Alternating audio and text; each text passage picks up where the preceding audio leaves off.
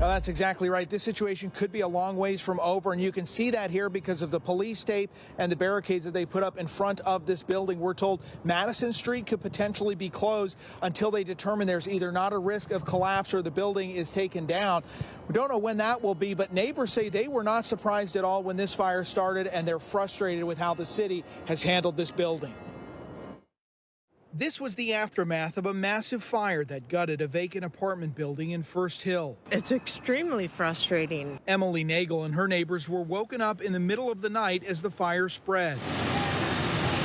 There were embers coming over from that building over to our building.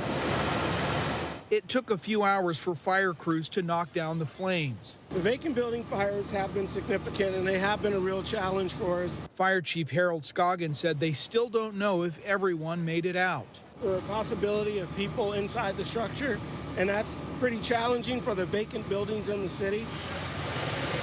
Well, they should have done something the first time.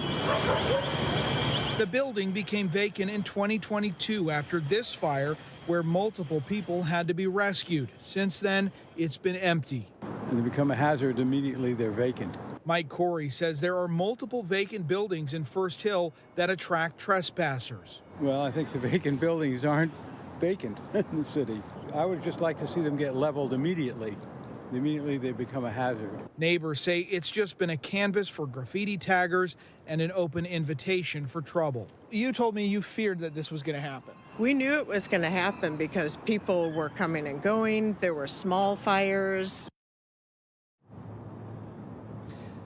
So fire crews are going to stay here at least overnight. They're going to be watching for any potential flare-ups, and then also they're concerned about the structure of the building. You can actually see in that drone video at least 4 floors of the building in that west side of it have collapsed down. So there's some major structural concerns today. I was told by officials here at the scene that there was a permit issued to demolish the building before, but now that there's been a fire, they're going to have to go through, reassess how that process is going to play out. So certainly more to come on this, and we also are continuing to wait for if and when fire officials confirm if that person they saw in there made it out or if something happened inside during the fire. Reporting live on First Hill, Jeremy Harris, KOMO News.